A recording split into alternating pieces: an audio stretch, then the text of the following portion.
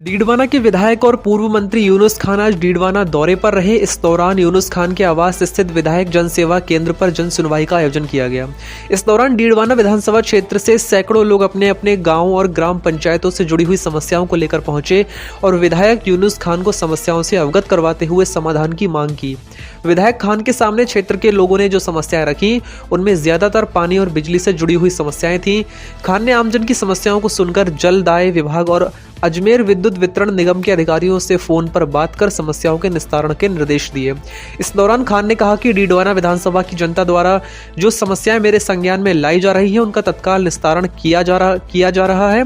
उनका तत्काल निस्तारण किया जाए और जो सरकार स्तर की होंगी उनको कवरिंग लेटर के साथ सरकार तक पहुंचाकर उनका समाधान करवाया जाएगा। देखिए, सबसे जो महत्वपूर्ण विषय है वो ये है कि जनता इसलिए कुशासन से बहुत ज्यादा त्रस्त है और स्थानीय स्तर पर डीडवाना विधानसभा क्षेत्र में जो भी जनप्रतिनिधि यहाँ विधानसभा में रिप्रेजेंट कर रहे थे उन्होंने, मुझे नहीं लगता कि कोई जनता की बात को सुनने की कोशिश की, क्योंकि कल पंचायत समिति में मैं गया, लोगों ने कहा हमें तो पहली बार बोलने का मौका मिला है। इवन प्रधान ने ये कहा कि मुझे पहली बार किसी ने हाथ में माइक दिया है और उन्होंने अपनी व्यथा गाई, जो व्यथा बहुत ही दर्दनाक थी।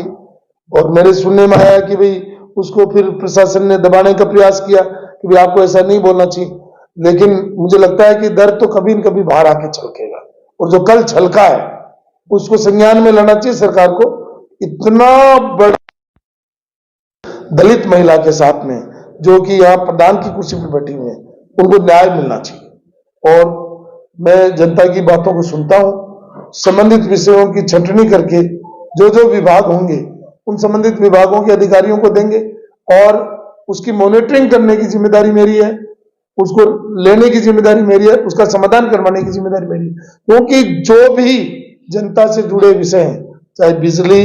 पानी, शिक्षा, चिकित्सा, सड़क और अन्य विषय जो जनहित के हैं, उन जनहित के विषयों को सरकार तक पहुंचाने की जिम्मेदारी, क्योंकि अभी विधानसभा सत्र भी है तो मैंने पूरी तैयारी कर रखी है कि किस विषय को किस स्तर पर हमें उठाना है और इस क्षेत्र के जो विषय विधानसभा में उठाने लायक हम विधानसभा में उठाएंगे, जो स्थानीय प्रशासन को देने वो स्थानीय प्रशासन को देंगे और बचे हुए विषय जो दिल्ली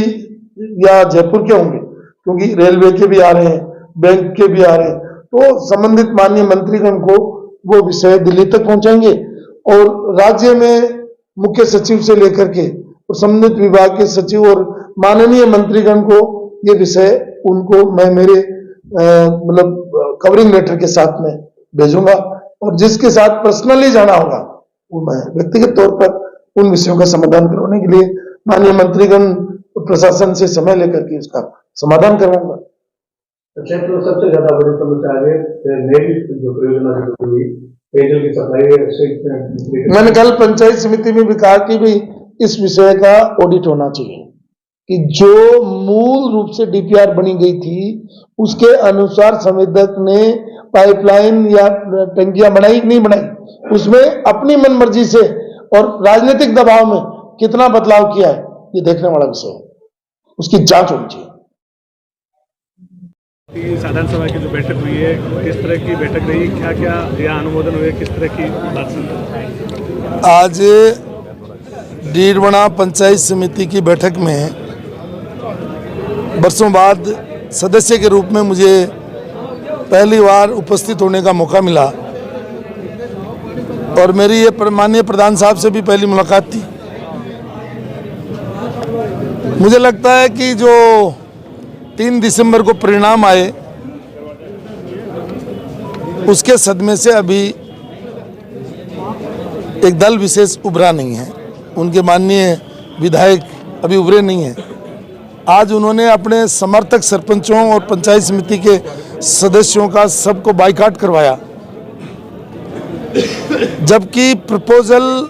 विधानसभा चुनाव की आचार संहिता से पहले उन्हीं के समर्थित सरपंचों के और पंचायत समिति उन्हीं के दल के पंचायत समिति सदस्यों के प्रस्ताव थे। तो पहले या तो उन्होंने गलत बनाया इसलिए आज बाइकाट करवाया होगा और उनकी मंशा थी यहाँ कोरम पूरा नहीं हो, लेकिन सौभाग्यवश आज कोरम पूरा हो गया और उस पूरे कोरम की उपस्थिति में सारे प्रस्ताव पास हो गए। चूँकि मैं यहाँ निर्दलीय विधायक के रूप में सदस्य हूँ,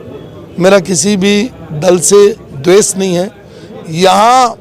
जितनी ग्राम पंचायतें हैं और जितने गांव हैं, उन सब गांवों में समान रूप से विकास हो, क्षेत्र का और सब जनप्रतिनिधियों की बात सुनी जाए। और आज जो प्रधान जी ने कहा वो तो आप, मुझे लगता है कि अलग से आप चलाएंगे। उन्होंने अपने उद्गार कह दिया आज, जिनको वास्तव में पूरे राजस्थान को बताना चाहिए कि एक जनप्रतिनिधि जो महिला है, जो दलित है, उनके साथ किस तरीके से अन्याय और अत्याचार हुआ है। आज उन्होंने भरी हुई मीटिंग में जो बात कही है, मैं सोचता हूं कि उसको मीडिया को प्रमुखता से लेना चाहिए। आज की न्यूज़ तो यही है।